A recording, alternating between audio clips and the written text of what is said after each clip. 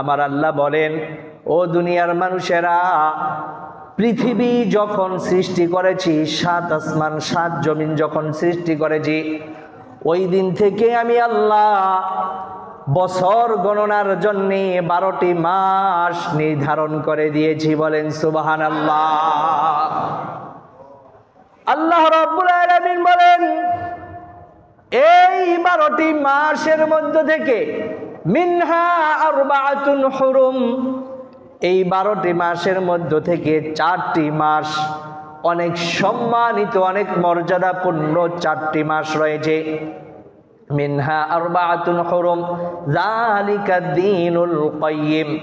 এরপরে আল্লাহ পাক বলছেন, আমি আল্লাহ যেই কথাগুলি তোমাদেরকে কোরআনের ভিতরে বলি, আমি আল্লাহ তোমাদেরকে যেই 4টি মাসের সম্মান মর্যাদার কথা বলতেছি, আমি আল্লাহ তোমাদেরকে বছর গণনার যে 12টি মাসের কথা বলতেছি, এই কথাগুলি যালিকা দ্বীনুল কাইয়্যিম, এটা দ্বীনের একটি অকাট্য বিধান, এর মধ্যে কোনো ধরনের সন্দেহ নাই। বলেন সুবহানাল্লাহ।